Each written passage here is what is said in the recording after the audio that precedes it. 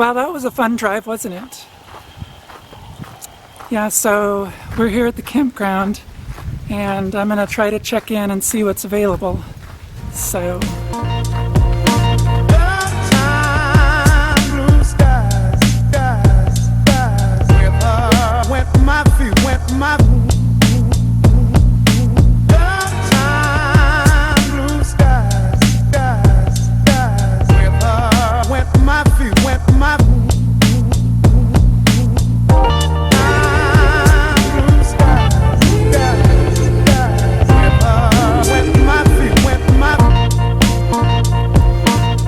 So I'm all set up, camp is set up and stuff. I get the inside of the trailer, the way, everything put away. And I did some cleaning and opened up all the windows and vents to air it out. So it's been, since it's been a little wet and rainy for a week or so, it definitely needed some airing out. So this will be a really great weekend. It's going to be a sunny, beautiful weekend. High's about 65, so I can't wait. We're gonna do some hiking. You know what? You're probably wondering where we're at. Welcome to America's newest national park. This is Pinnacles National Park in California. It's like 30 miles south of Hollister, California. And yeah, it's beautiful here. It's actually incredibly beautiful. All the hills are green right now because all the rain we've been getting, so let's go hiking. After setting up camp, I figured I would do a really short walk up in the hills here, and it's just absolutely gorgeous. It's so beautiful. It's getting close, really close to 5 p.m.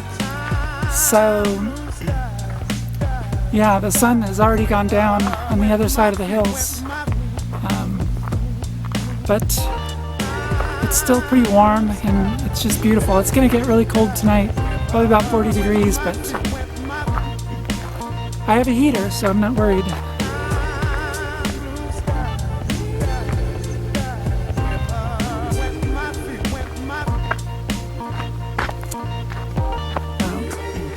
This is the best evening walk I've had in months.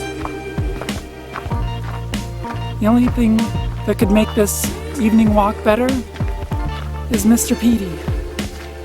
I should have gone and gotten him. I'll get him for my next trip.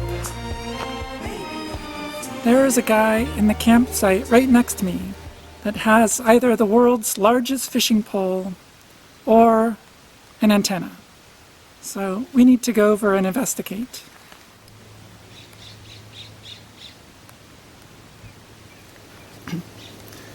So, is that there the world's largest fishing pole or an antenna? It's a fishing pole.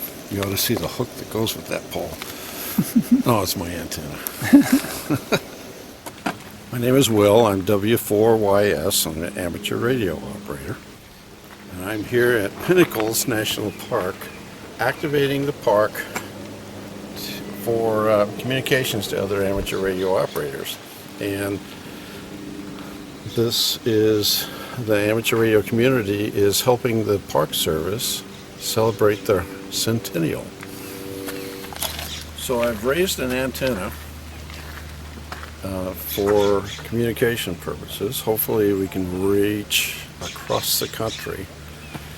A lot of it depends on the band conditions, the airwave conditions, ionosphere, and so we'll have to turn on the radio and see what we can hear.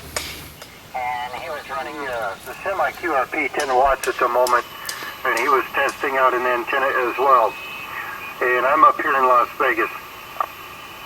So we're here in Las Vegas from Pinnacles National Park. Okay, I heard somebody else in there. So I am a member of Amateur Radio Relay League, and the website is www.arrl.org, and there's a lot of information there about amateur radio. I can't make out what he's mumbling.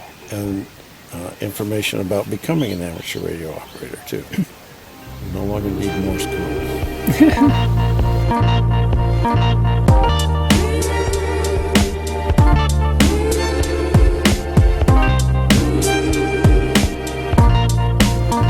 Good morning. Actually, it's not exactly morning right now. It's noon. It's right at noon. And I made like this huge mistake. When I went around picking out camping spots, I was just looking for the size, trying to find a big enough one for my camper and my car. And so I chose this one, and I chose poorly. Like, the sun didn't even touch my camper until about 10:20 this morning, and even then it was through the trees. So, one thing I've learned is that as soon as the sun hits my camper, it warms up really quick inside, and everything is like really perfect. And that, combined with making a cup of coffee, makes it really toasty in the morning, and I can get up and do my thing. So cold this morning. I was turning on the heater. I turned it on a couple of times. Yeah, so I'm gonna see if I can move my spot for tonight and move it over to one of those sunnier spots. So yeah, all the spots along this southernmost side, they're all empty. Obviously people are either way smarter than I am or been here before or something.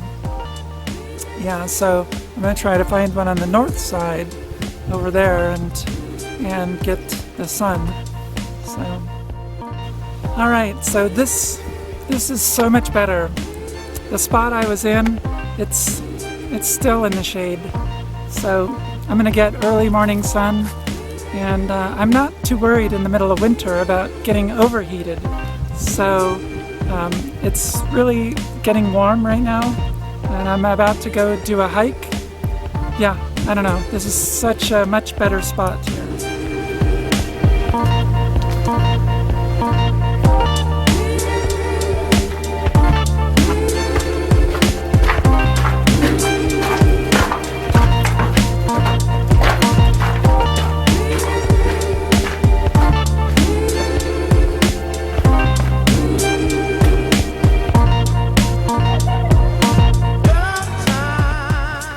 This is the Bat Cave Trail. Now, actually, it's called Bear Gulch to the Reservoir Trail, and it's one of the easier and more accessible trails here, and it's absolutely beautiful. I call it the Bat Cave Trail because it goes up through a cave where bats live.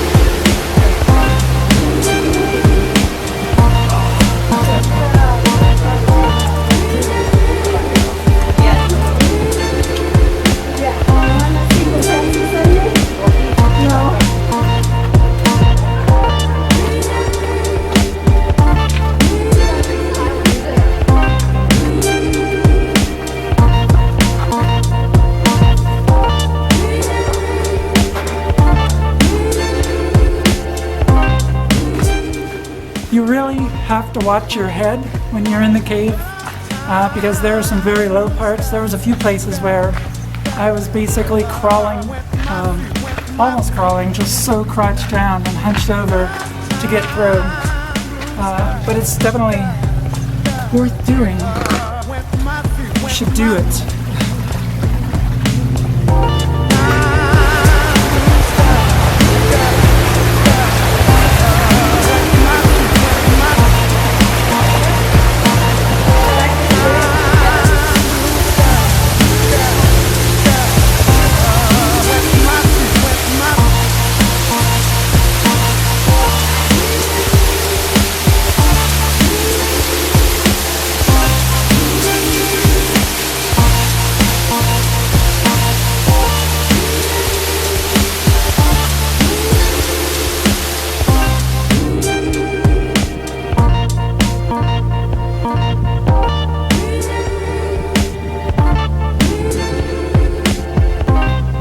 This is the reservoir, of course.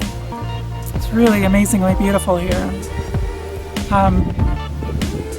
So Pinnacles National Park is actually pretty small, and the parking lot down at Bear Gulch is especially small. So if you're here on a weekend or in the summertime, you're definitely going to want to park at the visitor center and take the shuttle.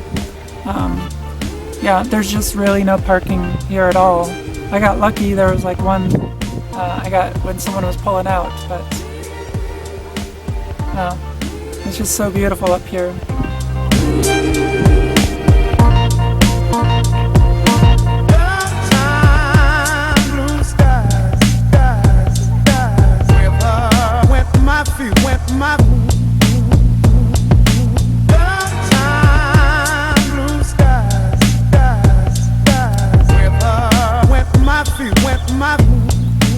The spires and crags that you see at Pinnacles today were created about 23 million years ago by ancient volcanoes that reached at one point about 8,000 feet in the air.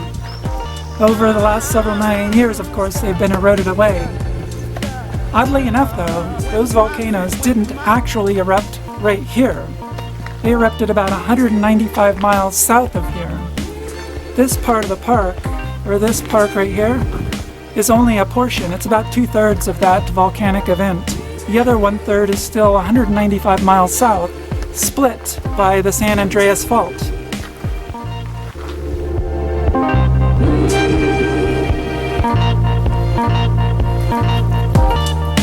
This is a very popular place for climbers. There's all sorts of little signs, a little clip sign for climbers denoting climbing access.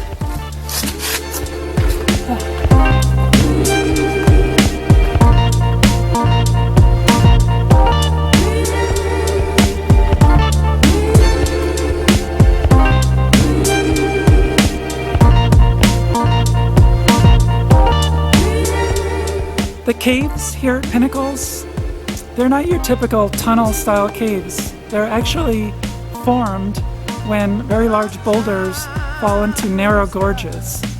And it's actually really beautiful looking at one of them. There's a few accessible ones. You should call ahead because bats roost and nest there, and so during breeding season, of course, they're going to be closed off. But it's really beautiful.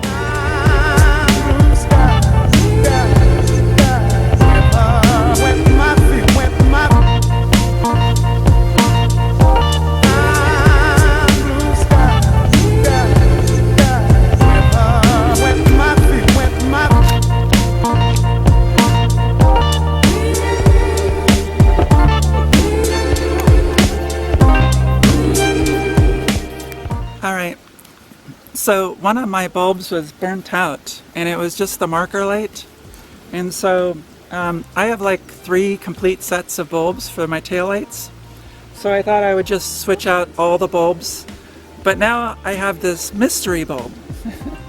So I have 2 bulbs and one of them is double filament, and one light is the marker light and one is for brake lights and turn signal. And then there's this whole other light. It's the top light. And I can't seem to figure out how it turns on or when it turns on or anything else. So if you have these kind of taillights on your camper, maybe you could clue me in what that top bulb is, because it's a mystery right now.